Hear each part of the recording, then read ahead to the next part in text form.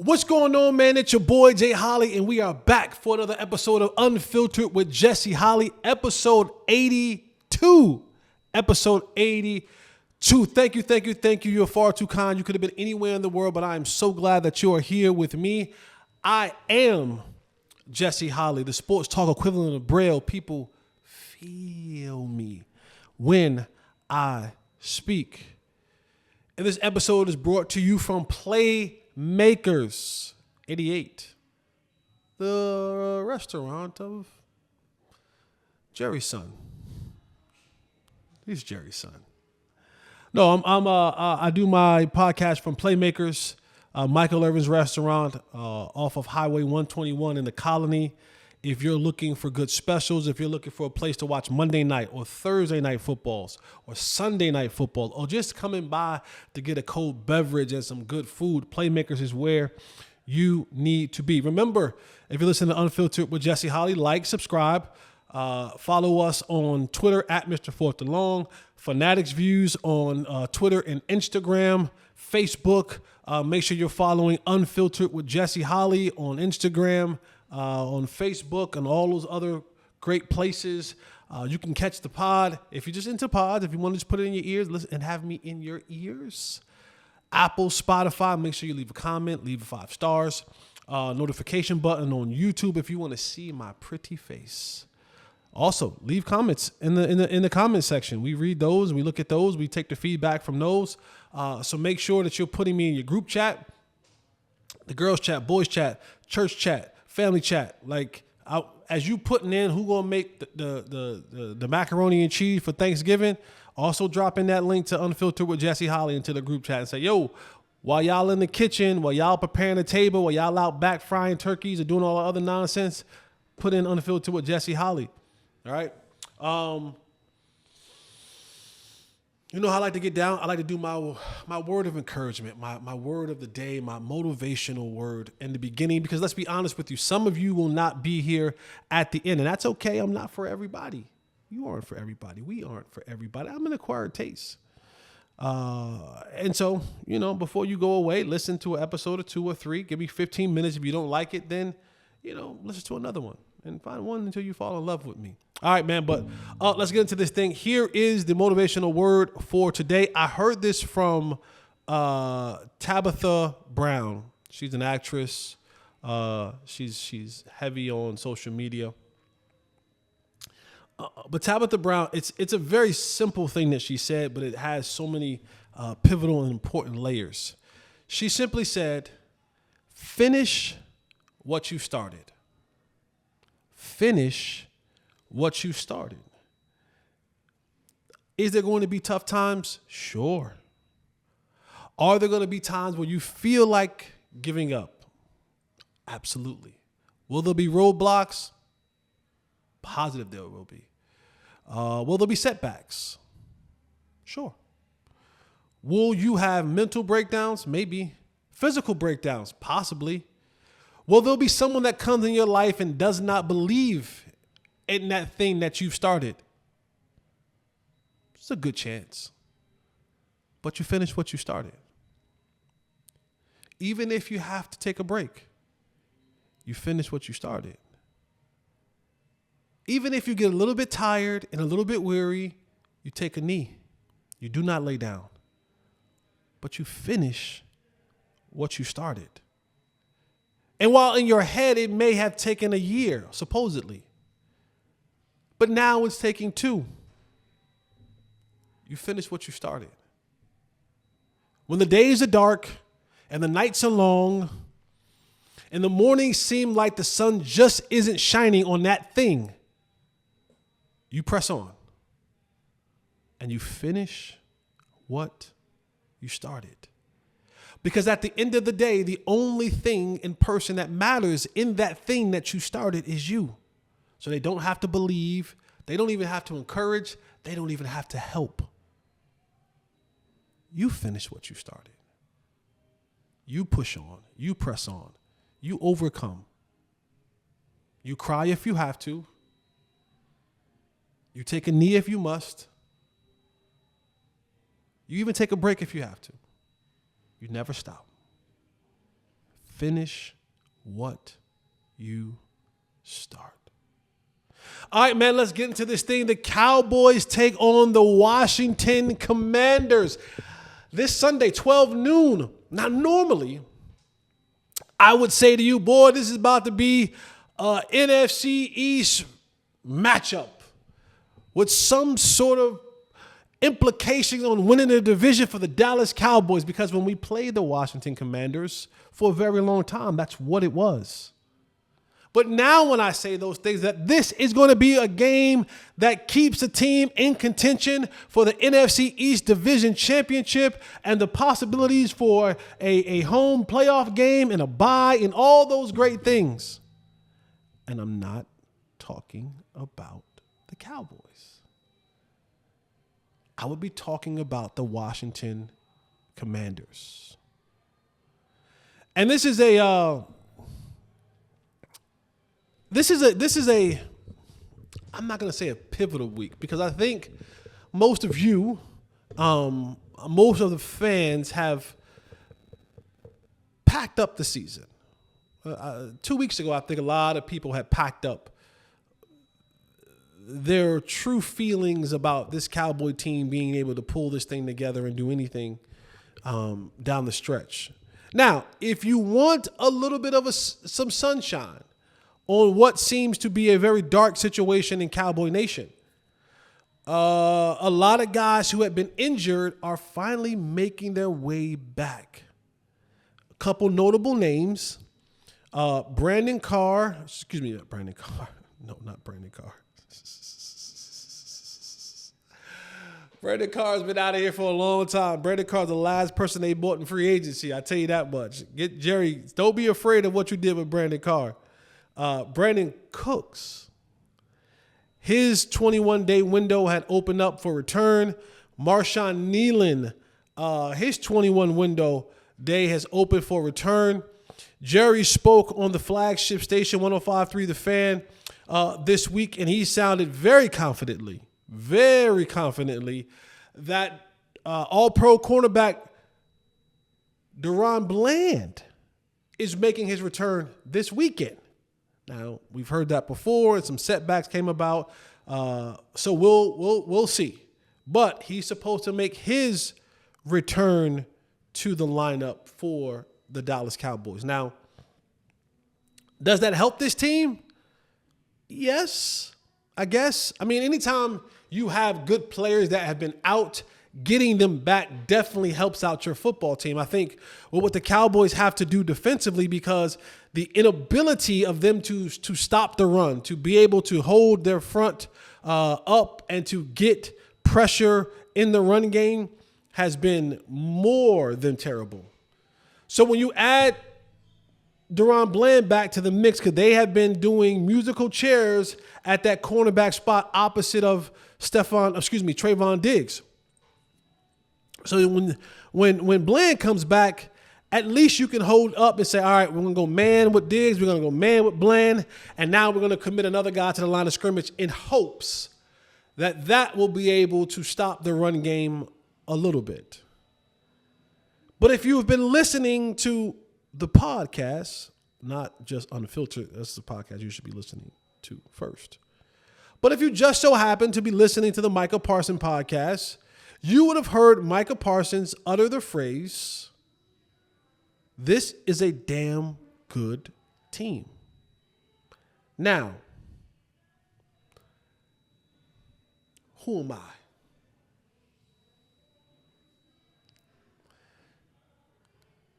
to combat the things that Micah Parsons says about this football? Who am I to question a man who is the leader of this defense on this football team? Who am I to question such a man who is a part of this damn good football team? I say that I'm the person who questions these things. But Micah Micah has had a run at it, and I don't know if this is. I don't know. Like I'm trying to decipher because there's a couple parts to me when it comes to this. There is a part of me that says, "Way to go, Micah." There is a part of me that says, "Way to go, Micah." And I'm not being facetious. I'm not being a smart aleck. I'm being serious because what else is he supposed to say? I think Micah tries, and I think he tries to lean into the leadership role. I think he tries. I think sometimes he misses the mark with some of the things that he tries to say to be in that leadership role. If I'm coach, if I'm owner, if I'm GM, if I'm president, I want Micah Parsons to say these things. I want him to come out and talk glowingly about this football team and to say things like, I know the score may not show it, but we are a damn good football team. And then there's another part of me that says Micah's becoming what he claims to hate. You see, he claims to hate the clickbait narrative. Micah claims to hate people doing and saying things just for the hell of it, for the engagement. But then I remember that he too has a podcast to sell. Micah has been named the president of football content, right? It's football content over at Bleacher Report. So within that, he understands if he's attending the meetings with the marketing department and all the folks behind the scenes, then he has to understand that there is a component to this podcast thing where you have to say things to populate engagement. That you have to be not necessarily controversial, but conversational. You have to put out things and statements and quotes that will shake the table a little bit. That will get folks to sometimes roll their eyes, to get people like me to do exactly what I'm doing now and talk about it on their platform. Now, my platform, man, you say, hey, your platform's not bigger than ESPN. Your platform's not bigger than FS1. And your platform is not bigger than X or Instagram or TikTok. And sure, not yet. But it's the engagement that I am always reminded of when I hear him talk. And then there's a part of me also that believes that maybe there is a little bit of delusion. And I don't know if it's bad delusion, because you have to somehow, some way defend it. What's being put on film, what people are watching by the millions at TV, the thousands in the stadium. There may be sometimes you're so deep in the forest you miss the trees. And I think sometimes when you get so deep into what you're doing, you do create this level of delusion of what really is going on around you. Especially when you're the key component in it. It's different to be Josh Butler, who is a player, but not a player. Josh Butler is not, and this is no Josh Butler, this is no knock to you, I'm just using your name as a reference. Josh Butler isn't the name that's going into the headlines. Josh Butler isn't going to have when the games are played on TV, you're going to have a graphic come up with his name on it. Josh Butler isn't going to have any of that. Micah is. He's a part of that conversation when you talk about the Dallas Cowboys in its totality as a team. So those three parts, I waffle in between those three parts, but nonetheless, it leads me here, talking about it, engaging it, giving it more legs, giving it wind beneath the wings for it to carry on into the ether of the universe of sports media talk. But it's tough for me. And I'm not saying that I am the ultimate decision maker or film watcher, but it's tough for someone who I have knowledge of the game. I trust my knowledge. I trust my eyes. I trust what I'm seeing. So for me, it's tough to watch what I've watched for the last 10 weeks when this team, because Micah's conversation is that, the injuries. And I'm like, boy, I watched and I covered and I studied what the Saints did to you. And you were fully healthy at that point in time.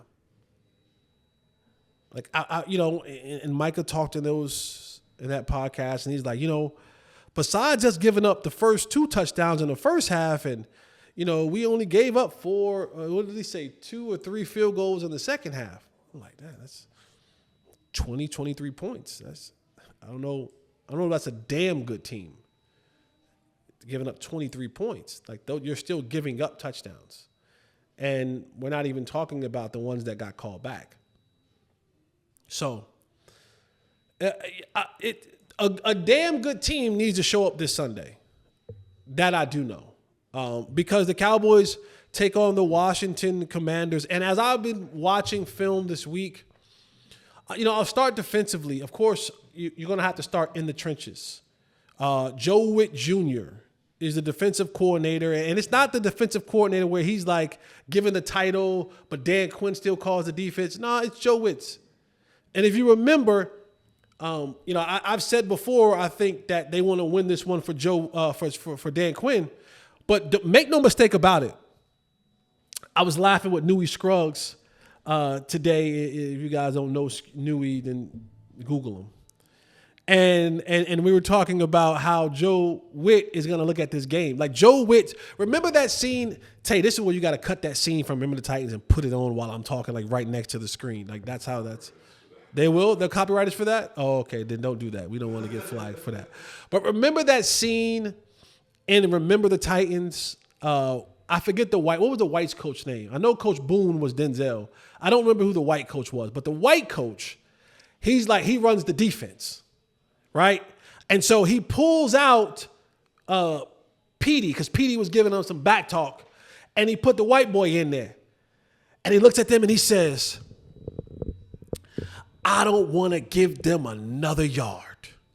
I want them. He's like, if they get past the line of scrimmage, I'm gonna take all of y'all out. I want them to remember the day that they played the Titans. Remember that scene? Coach Yost.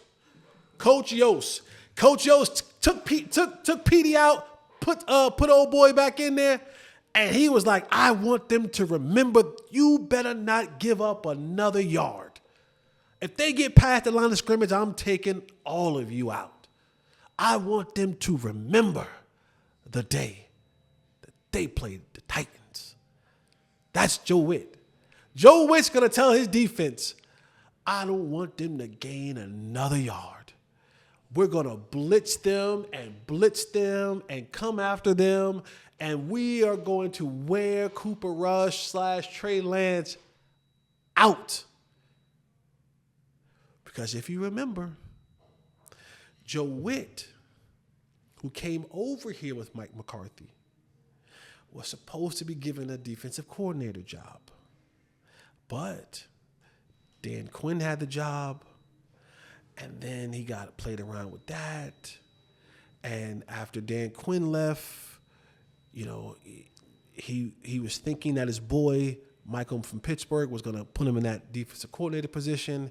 And then Jerry came in and said, nope, I want Mike Zim. And so Joe Witt left, and he went to be with Dan Quinn in Washington. And so he's going to come to this game with a little bit of vindictive spirit.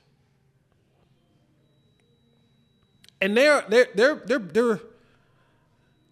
pretty good up front. They're not great. But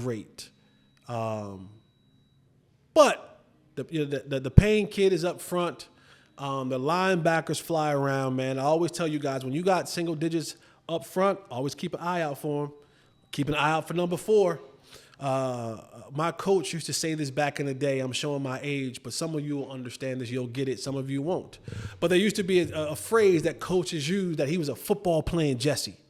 That ain't talking about me, but it was a phrase. That means like, this is a football playing dude. That's Frankie Louvu. He was a pickup from Carolina, Frankie Louvu. You're going to hear that name a lot on Sunday. Frankie Louvu, Frankie Louvu, Frankie Louvu. Number 4, he flies around. He flies around. And with the Cowboys in this offensive line, I don't know who's going to be available for them. I don't know if Tyler Smith and Zach Martin will be playing. Terrence Steele has been very bad this year. Cooper Beebe's been okay. And Tyler Guyton has been Tyler Guyton. Take it for what it is. He ain't been good. So this offensive line will be compromised. And I just believe that Joe Witt and Dan Quinn, they're going to have that remember the Titan moment. They're going to blitz you. They're going to come after you. And I think, I don't know if I said it here, but if I did, forgive me from repeating it. If I didn't, get ready to hear it for the first time. If Dan Quinn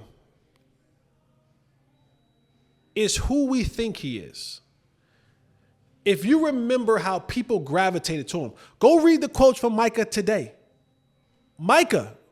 Go read the quotes from Micah today. He still talks to Dan Quinn bi-weekly or a couple times a week. Dan Quinn helped Micah's family get tickets to the game. So there is a relationship and a kinship that Dan Quinn builds with his players. I don't know if it's a backwards hat. I don't know that he wears a Jordan. I don't know that he likes rap music. Whatever it is, he has that bond that unites him with players. And if we believed of that when he was here, then we have to believe that's who he is in Washington. He has injected a newfound hope. He has given and delivered hopium to the Washington Commanders fans. He has taken that franchise that has dealt with Dan Snyder and has dealt with mediocrity and buffoonery and all of the stadium falling down and everything in between, and he's given them life. He's made them football relevant again. He's given them pride to put on their Commanders gear. He's given them clout to get on the internet and boast about. He's put together a team that is worthy of conversation outside of jokes. You don't think those players are rallying around him? You don't think Bobby Wagner, Frankie Louvu, Payne, he brought over Lattimore and Baptiste or Bap Juice, whatever his name is, and you don't think those guys are rallying around Dan Quinn? You'd be a fool if you don't. So you already have the intrigue or dislike just because this is Dallas week in Washington. That's what they call it. This is what the fans call it. This is what they build up to. And now they have a realistic chance that they will probably win this game because of how good their season has been going. If you don't think those players are ready to not only win for themselves, but win one for Coach Quinn. Joe Witt Jr., they in their ear. Micah even said in his interview today, he said, yeah, I know Coach DQ is probably getting them all riled up, telling them they got to fight 12 rounds and all the other stuff, his whole little spiel. Remember, CeeDee Lamb said a week ago when he spoke to the media, he said, teams want to embarrass us. No different here. Washington wants to embarrass you. Washington is...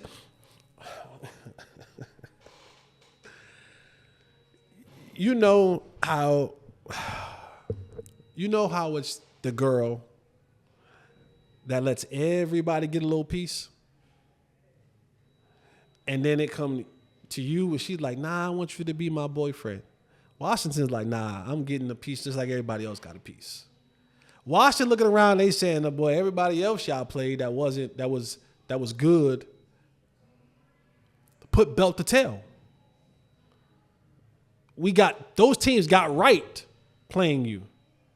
The good teams, they got right. They set records. What was ailing them before was fixed after they left playing the Dallas Cowboys. You think Washington ain't looking at this thing like that? There used to be a time where you went to Washington and there was a pro-Cowboys crowd in Washington. I don't think they're selling their tickets now. I could be wrong, but I don't think people are paying money right now to travel. Christmas right around the corner.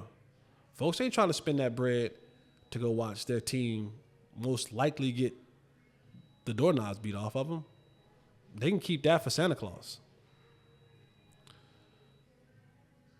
Dan Quinn is going to have, Joe Witt is going to have this defense ready to go. And there's going to have to be answers that they have offensively, the Cowboys, and I don't know where the answers come from. They have yet to establish a run game. If the plan is offensively for Cooper Rush to have another 55 attempt passing game, the Washington Commanders may have 6 sacks in the first half. I'm just telling you. I'm telling you, this cannot be the plan. Now, it could be the plan if you're trying to tank. If you're trying to organically tank this thing, Mike McCarthy, Michael from Pittsburgh, then sure. Have at it. But I told you guys my plan, my timeline. Cooper Rush plays the first half of this game. Game gets out of hand by halftime, third quarter-ish.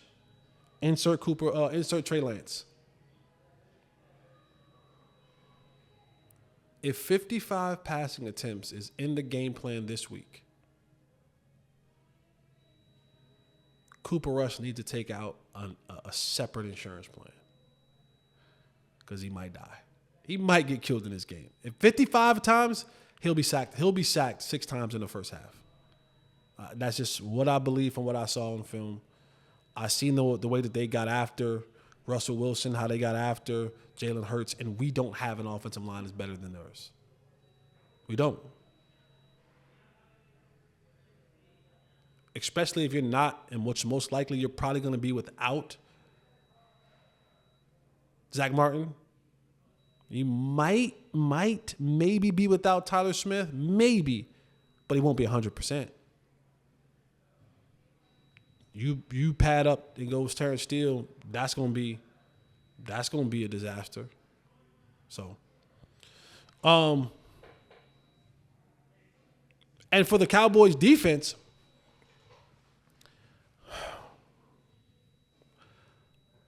I know people are thinking Scary Terry. I know people are thinking Jaden Daniels. And here's the thing. And so Jaden Daniels, he's done this season. He's taken off. Then he had the rib injury, and he tailed. But now he's on that verge of kind of bringing this game. Remember, he was in the MVP conversation, which I didn't mind because I understand that football is fluid. And he was playing as good as all of the MVP candidates, the Lamar Jackson, the Patrick Mahomes, the Josh Allen. He had the completion percentage, the touchdown, the yardage, all that. He was doing it, the record. Then he tailed off. Then he out of the conversation. That's fine. He's in the conversation of Rookie of the Year, but he's starting to pick up his game a little bit. Now, you can still rush him. You can still get him off his spot. He does have the ability to break containment and get outside. And if he gets outside, you're gonna need DeMarre Overshown speed to catch him. But he's not the X factor for me. The one guy who I think going to carve up the Dallas Cowboys, it's not Scary Terry. It's not Zach Ertz. It damn sure ain't Noah Brown. It ain't Brian Robinson. Austin Eckler. Austin Eckler is going to catch the ball out of the backfield between 7 and 10 times. And he is going to put this defense in a blender. I'm telling you. I'm not saying that Brian Robinson's not going to get off. I'm not saying that Scary Terry. But Scary Terry, I don't think he's going to get off. After, I think, Trayvon's rookie season where he kind of worked Trayvon a little bit. Trayvon's been his daddy. Trayvon has been, and I'm a fan of Scary Terry. I like him as a player a lot. But Trayvon has been Scary Terry's daddy ever since that 1 year. It has been El Loco. He has put the clamps on Scary Terry. Noah Brown doesn't concern me. Ertz does. Because if there's anybody that kills the Cowboys from a tight end position, it's Zach Ertz. But Austin Eckler, he's the one. He is the one. And the way that Cliff Kingsbury calls this offense, he does the motion. He has guys moving in the backfield. When they get into that, you'll see them at times. They'll get into that pro set. They're in shotgun. Brian Robinson is one side, Austin Eckler the other side, and then they kind of they do this RPO where guys are crossing and this like that, guards are pulling. It's very confusing. It's confusing to watch. So I know the Cowboys who have struggled with the lineman assignments and reading keys, I know that they will have trouble with it. But Austin Eckler catching the football as a receiver, whether it's a screen, whether it's he's leaking out, whether it's option route, whether it's a Texas route or arrow route, whether it's flare, whether they put him out in the route. Remember I said that. Austin Eckler receiving. That's going to be one of the key figures. But I just don't see a path where the Cowboys are good enough to win this football game. And I see a very motivated team looking to get off of I believe they're on a 2-game losing streak.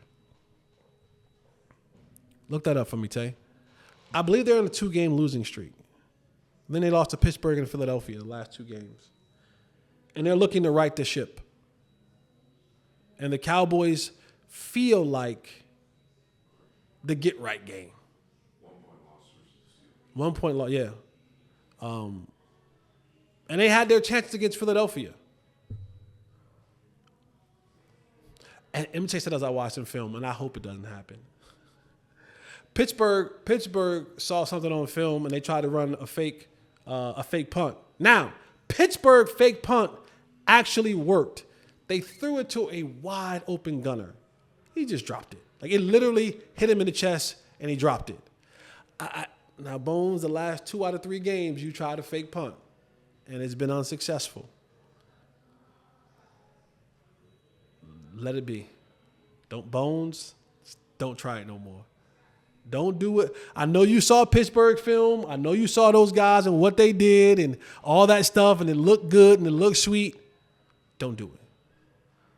Let a sleeping dog lie. You have been unsuccessful in it. Please do not try it again. I think the damn good team that Micah was talking about takes a damn good loss this week. I see 28-10.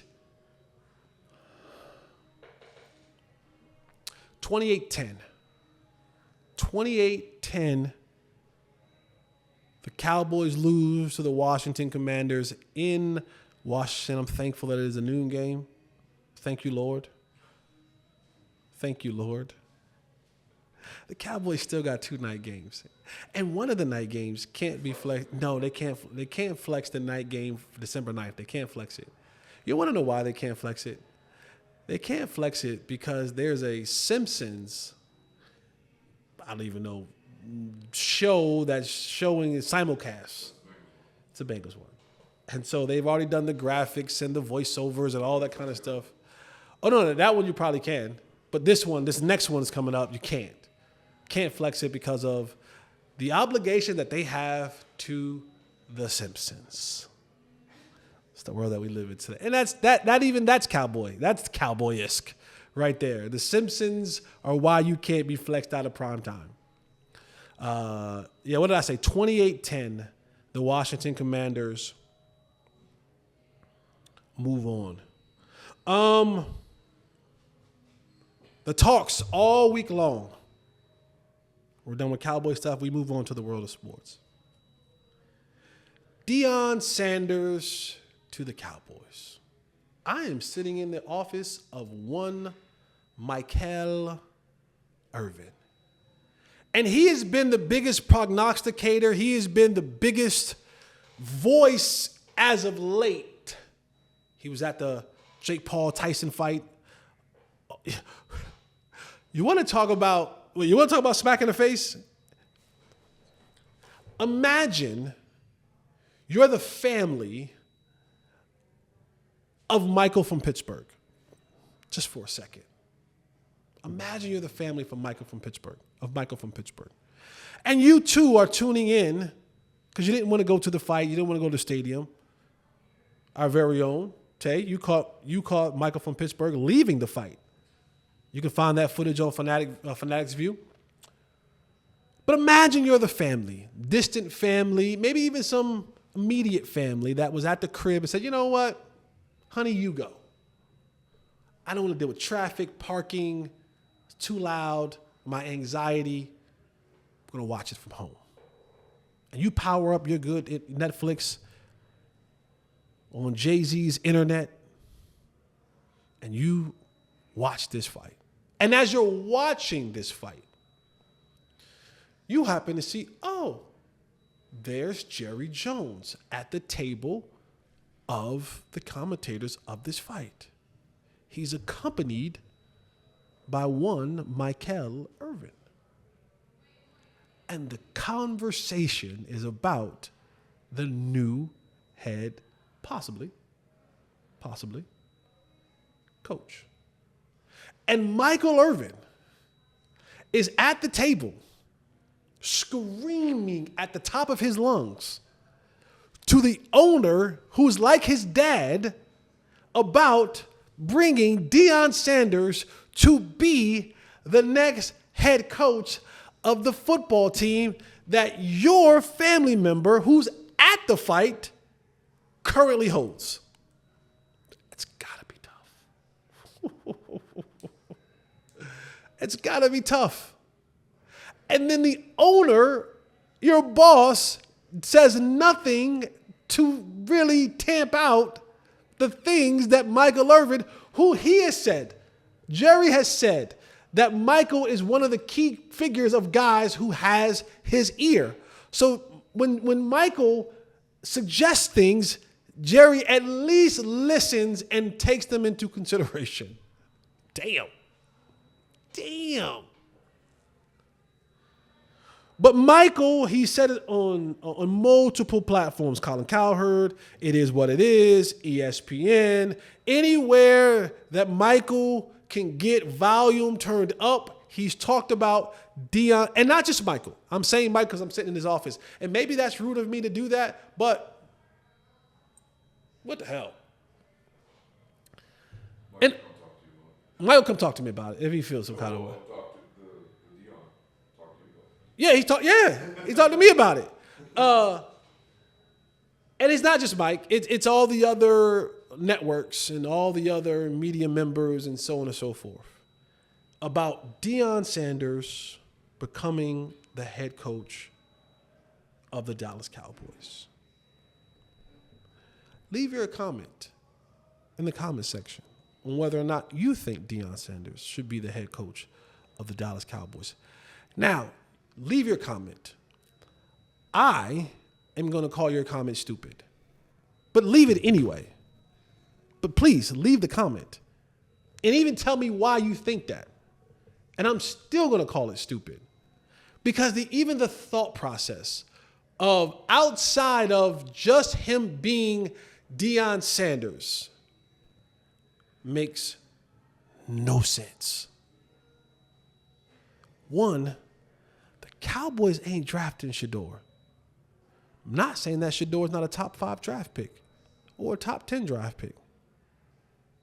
But you have to understand the economics of this football thing. Y'all play a lot of fantasy football and a lot of Madden, and it's just, draft him and do da da da da da.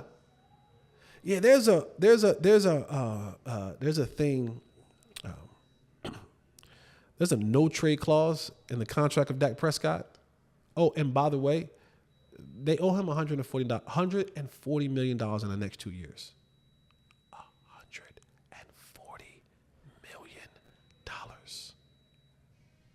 $140 million the next 2 years.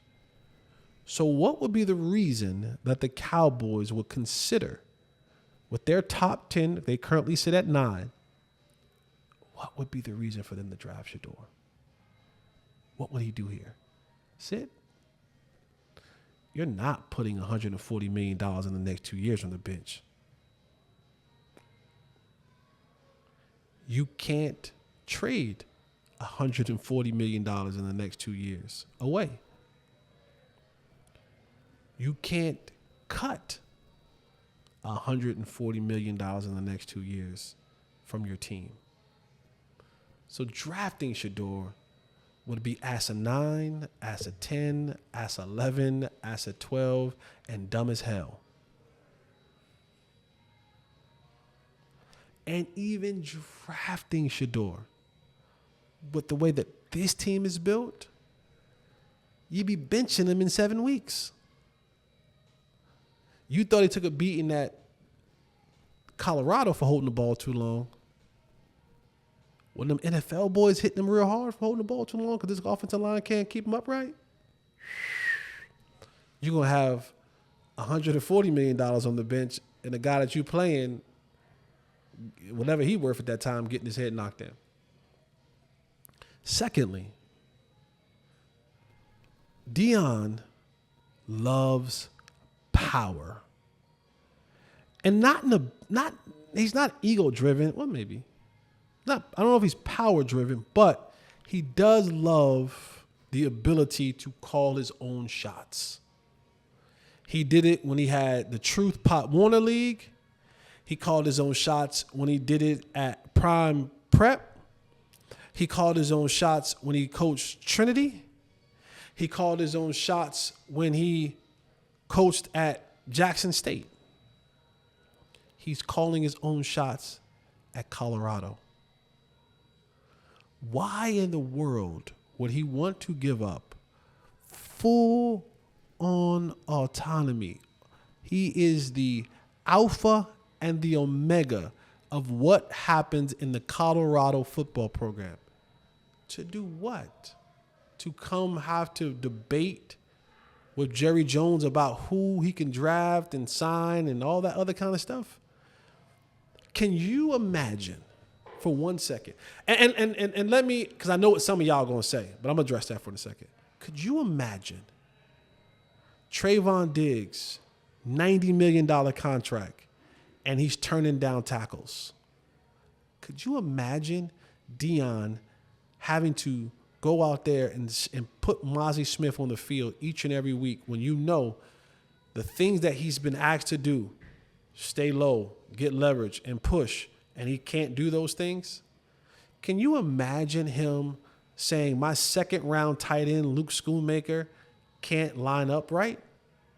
Can you imagine Deion trying to deal with that of people who get paid? See, it's one thing to deal with kids. I can mold, I can shape, I can help. But I don't have the patience to do that with a dude who's making 13, 15, 20, 30, 40, $50 million a year.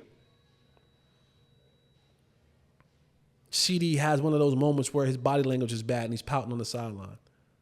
Or he's not running his route full speed, or any other receiver.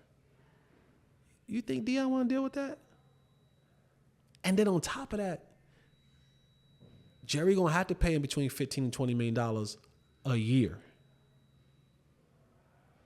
Why would he leave that? Why would he leave that? And I know some of you are going to say, well, you need a guy like that because the players in that locker room will respect him.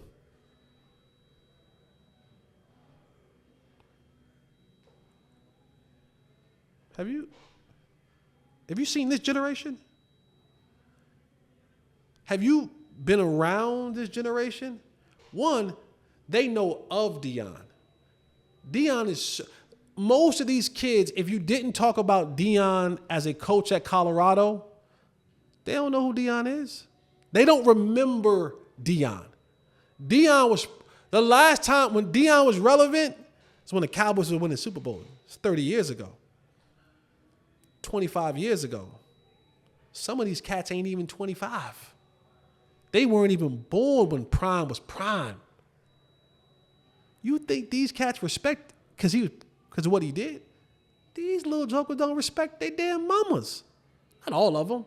But we live in a generation now where you think because he Deion, that they going to all of a sudden now grow this unlimited respect for him? Are you crazy? Are you crazy? That ain't even in the culture of young people anymore. They ready to cuss coaches out. You think they give a damn because he Deion? They don't hold Deion in great regard and in great reverence like you and I do. I'm 40. Some of y'all are 30, 35, 50, 60. We knew what prime was when prime was. All they know prime now is, oh, he a coach. Maybe some of them Google their highlights. That whole, they gonna respect him because he's prime. What? You know why Bill Belichick had, this Bill Belichick, you know why he had to get up out of there? Because Bill Belichick, when he was in his heyday, he had players, older players, that actually respected him. They came through his program. They came through the system. They enjoyed the winning. He held everybody accountable. Bill Belichick had to get up out of there because he could not rule these young people, and he could not get them to do what he wanted them to do out of fear, out of teaching, whatever. They wouldn't do it. And that's why he couldn't win. So don't think for 1 second because he's Deion that these young kids all of a sudden now going to be like, we respect you. Yeah, we're going to respect you. Nah, I'm not going to say that. I'm not going to do that. I'm not going to do. I'm not. Zeke was suspended a couple of weeks ago because he was thrown up late. Mike McCarthy won a Super Bowl. Super Bowl winning coach. He is one of, record-wise, he is one of the winningest coaches in NFL history. Zeke didn't respect him enough to show up to meetings on time. You think Deion changes that? What? Nah. Deion gonna stay right there in Colorado. And if I'm Deion, which I'm not, but if I was, I would want to dead all of the conversation about Deion Sanders leaving Colorado. Because I got recruits that I need to get. Today, when you see this, yesterday, Deion got the number 2 overall recruit, Julian Juju Lewis, to decommit. He decommitted on Sunday from USC. He's committed to Colorado, 5-star quarterback. He's an early enrollee, so he'll be enrolling in late December, early January, and they'll be getting him revved up. He'll probably be a part of the team if they go into a bowl game, the practices, the meetings, and then he'll probably be the guy heading into the year as the starting quarterback in spring football. If I'm Deion, I want to dead the conversation because I don't want no recruit getting cold feet and saying, I don't know if you're not going to be here, coach. I'm going here. I'm going to Georgia. I'm going to Alabama. I'm going to Texas. If I'm Deion, I'm like, hey, I'm calling Mike. Hey, man, stop. Dead that. I'm calling Stephen A. Hey, bro, if I'm your friend, stop saying that. Dead it. Don't put it on your conversation. Don't put it on your headlines. Because now I'm having recruits call me and call my coaches and and asking the question of, are you going to be here? I would. I was a 4-star recruit coming out. I want to know. If I'm going to commit to you, you going to be here for at least my 3 years? No? You can't give me a straight answer? Or I don't believe the answer that you're telling me? Don't worry. I'm going to go to Oregon. I'm going to go kick it with Dan Lanning. I'm going to go kick it with Kirby Smart. I'm going to go kick it with, name it. Deion ain't coming to the league, y'all. It's a great story. I get we're in times where we want to have the clicks and the headlines and the engagement. If he comes to the league, he ain't coming to Dallas. Nothing makes sense. The only thing that makes sense about that is that he has a home here. That's it. But Shedeur will be at AT&T Stadium. Shedeur and about 5 or 6 other Colorado Buffaloes will be participating in the East-West Shrine game that takes place it used to take place at the Star. Now it'll be at AT&T Stadium. So you guys you'll get Shedeur at AT&T. It won't be for the Cowboys. It's funny because I guess the guy who runs the East-West Shrine game, he's like, yeah, we don't pay for players to come here, yada yada yada. Now you done got Shedeur. You done got Shedeur in all of Colorado, and it's a good play. You're going to AT&T Stadium. The Star only seats about 10,000, right? 10, 11,000 at the Star, I believe, in that football stadium. 90 at AT&T. So you want to get more people in there, more eyeballs, more viewership, more money. 12,000. Yeah, 12,000. No, you want to put on a spectacle. You want to put on what Texas high school football puts on, 50,000. You want to triple what you did over there. Well, how do you do it? You got to get the names. And people are going to come out to see.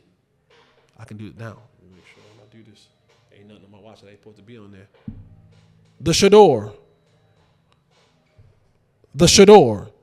That's what you get now. Now, you can say you didn't pay them. But the Sanders, they don't work for free. You don't get all those folks to come over there. And you don't get some. Now, maybe you don't play them. Maybe East-West Shrine game doesn't pay them directly. But you got a sponsor that works directly with you that indirectly pays them. However you've done it, good job. It's a business. And so you have to do what you have to do to get the butts in the seats. All right, man. You want to talk about dysfunction. You want to talk about craziness. You want to talk about things that continue to mystify and befuddle all of your thoughts. You think the Cowboys got a bad organization going on? The New York Football Giants said, hold my beer. Recently, the New York Football Giants bench their starting quarterback, Danny Dimes Jones. And they didn't bench Danny Jones and said, hey, you are now being demoted to the second string. Nope. They said, brother, you so benched, you under the bench. They demoted Daniel Jones to fourth string quarterback. And in the more controversy of the football giants, their original number 2 was Drew Lock. They said, we can't take any chances. We got to go get us a real good draft pick. So instead of elevating Drew Lock to the starting quarterback, they said, give me Tommy Cutlets. Forget about it. The Giants are starting Tommy DeVito. You guys remember Tommy DeVito? You guys remember the Italian stallion. Tommy DeVito is your starting quarterback. And what's even more foul, they've had people on this team, Dexter Lawrence to be in particular, who's the best defensive player that they have on this team. He came out and was talking about how wrong he felt that the Giants are doing Daniel Jones and that he gives them the best chance to win. Now, maybe the Giants aren't trying to win, but he gives them the best chance to win and that they're doing him dirty. And in line with what Sexy Dexy said, reporters said that they saw Daniel Jones come out of the locker room with a red jersey on. That's what most quarterbacks come out with. He was a 4th-string quarterback in the warm-up, stuff like that. But they saw Daniel Jones playing safety on the scout team. Damn! To go from starting quarterback to playing safety on the scout team. I do not know who your realtor is. They need to be working. Not yesterday, but 2 days ago. They need to be on the job looking to sell your New York penthouse. Because, buddy, or maybe you live on the other side of the bridge in Middlesex County somewhere and next to Rev Run and all them, they need to put your house on the market. Because unless you planning on residing in New York/New Jersey, in the words of Magic Johnson, I ain't going to be there. You're not going to be there, buddy. You are not going to be a New York Giant in about 35 days. Whenever we get to the end of the season, maybe 45 days. Whenever we get to January, pack your bags, buddy. Listen, I don't even have to pack the Giants up. They packed themselves up.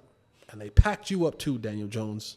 It's unfortunate, but this is a business. Never for 1 second in your life, if you're watching this and you have hopes to play in the National Football League, the NBA, the MLB, the NHL, or any other professional team or sport there is, it is a business. And when you are no longer bringing positivity to the bottom line, you become a liability. And what do you do with liabilities?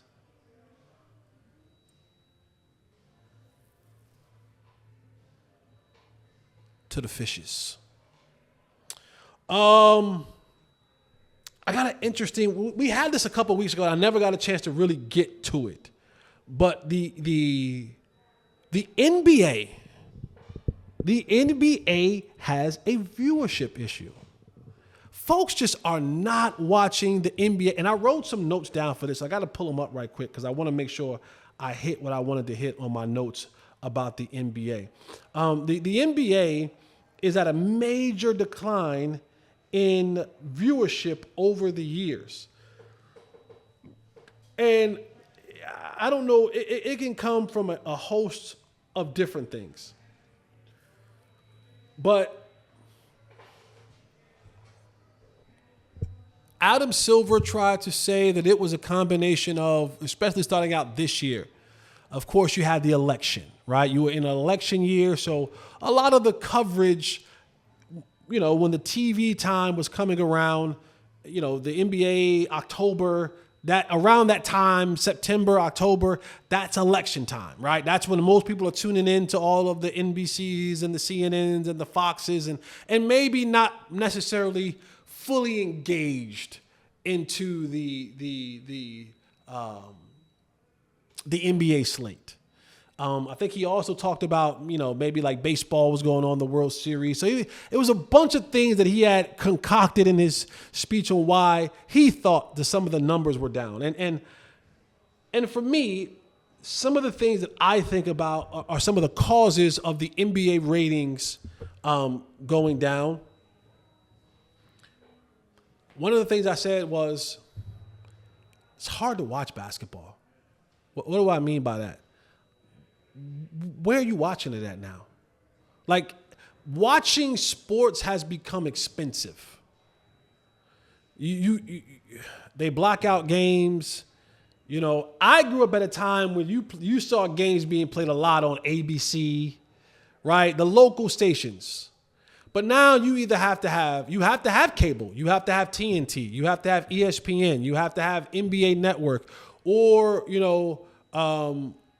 even like locally, like I'm here in Dallas, and the Mavs was on Bally's a year ago, and you had to have the Bally's package to watch the Mavs, and now they are on some local stations here, but they're only a certain amount of games that they're on, and most folks can't even find a damn channel that they're on anyway. And you don't know which of the 29 games that they're actually going to be on, when they're going to be on. So watching basketball is hard to even find that. The next thing I said was the load management.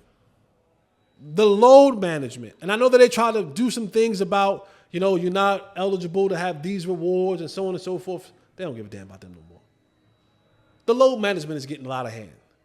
Guys are already predetermining, I ain't playing back-to-backs. I ain't playing on a 5-game road trip. I need to rest if we play 3-4 games in a row. So you talk about trying to watch a game. Imagine you sit down and you're ready to go and you're saying, boy, I want to watch the hot Cleveland Cavaliers. Who's their best player? Donovan Mitchell. Oh, he's not playing tonight, load management. All right, I'm out. Joel Embiid, I want to watch Philly. Joel Embiid's not playing. Paul George is not playing. And Tyrese Maxey's not playing. I'm out. I'm not watching that. Oh, the Lakers are on tonight. Okay, let's go. All right, Lakers, LeBron James. Let's see. Oh, Anthony Davis, LeBron James are all out. Load management. What? I'm out. I'm not staying to watch